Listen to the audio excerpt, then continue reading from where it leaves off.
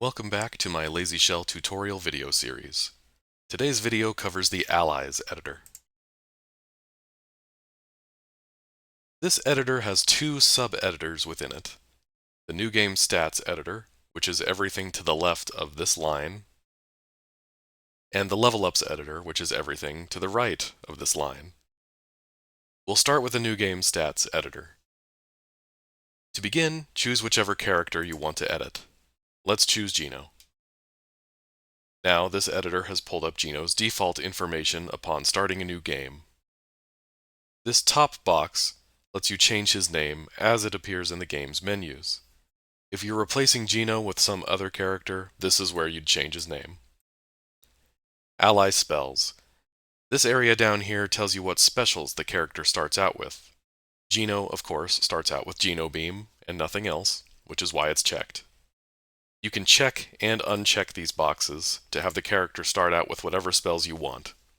However, if you give a character a special that doesn't normally belong to them, like giving Gino Jump, the animation for that spell will be a bit wonky.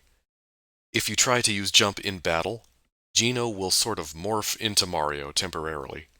You would have to change Mario's animations into Gino's in the animations editor, but that's a lesson for another time.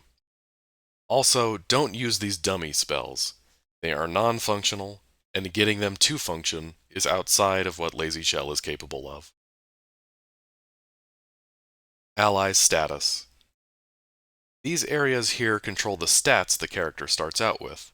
You can change their starting level, HP, attack, and so on. You can also control their starting equipment slots. For example, Toadstool starts out with Slap Glove and Polka Dress. This should go without saying, but it's generally a bad idea to mismatch the inventory slot with the type of equipment. For example, don't put an accessory on the weapon slot. If you do that and try to use the attack command in battle, the game will crash. Inventory. This area down here controls the player's inventory at the start of the game. By default, you don't start the game with anything in your inventory. Now, I can hear some of you out there saying, but in XM Ranger, doesn't Mario start the game with the waste basket? Actually, no, he doesn't. You can't open the menu in Bowser's Keep, but if you could, you would see that the waste basket isn't there yet. It's added to inventory after the fight with Bowser. Anyway, if you wanted to, you could give the player some items. For example, let's give the player a few elixirs and a fire cape.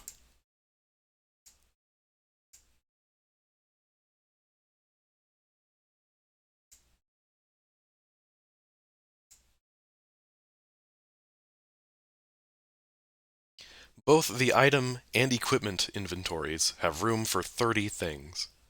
Again, you want to make sure you're matching the inventory type to item type. Meaning, for example, only add equipment to the equipment inventory. If you mismatch inventories, it will behave in unexpected ways. New game status. This area is about as easy as it gets. Here you can change the number of coins, frog coins, and flowers the player starts with upon starting a new game. For FP, the number on the right is your max FP. The number on the left is current available FP.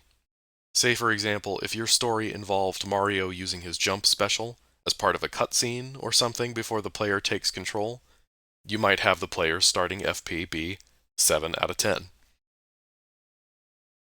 Defense timing. This controls the defense timing for all enemy attacks that the player can block by pressing one of the ABXY buttons at the right time. There are two timings, good timing and better timing. Good timing reduces the damage you take by half. Better timing reduces damage taken to 0.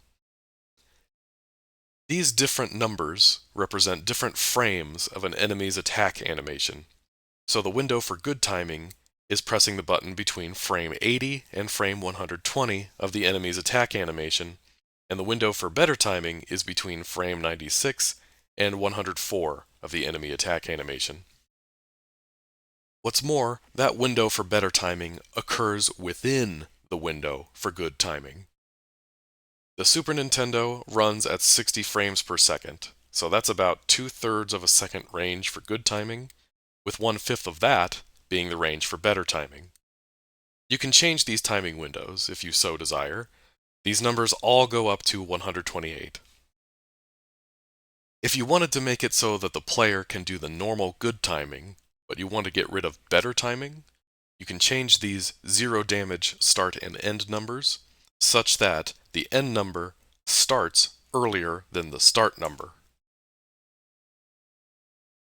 Similarly, if you wanted to get rid of defense timing altogether, you could change the half damage end frame to start earlier than the start frame.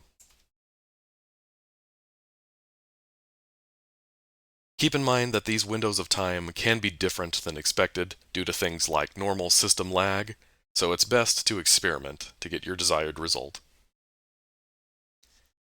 Now to the Level Ups editor. This editor is fairly straightforward.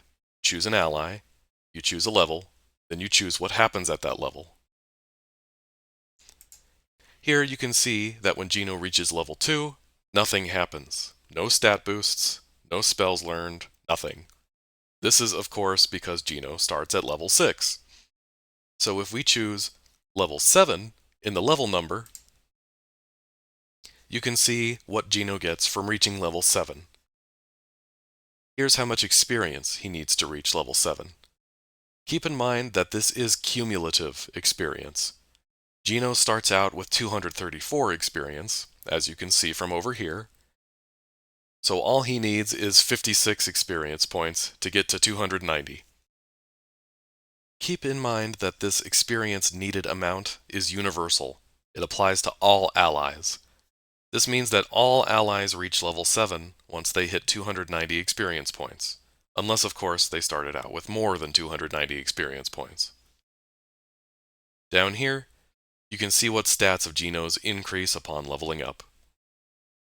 Further down, you can see the level up bonus choices that Gino will get.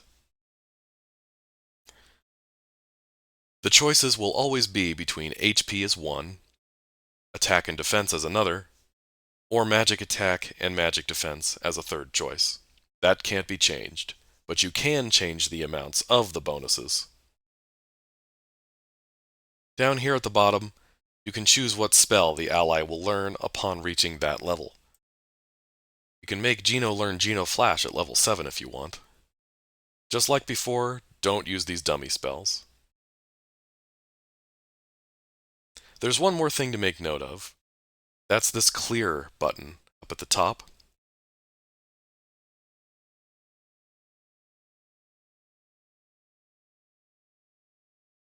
As you can see, this takes the current selected character and zeroes out all of their starting stats, starting spells, level up information, deletes their name, and even turns their starting equipment into the weapon item slot.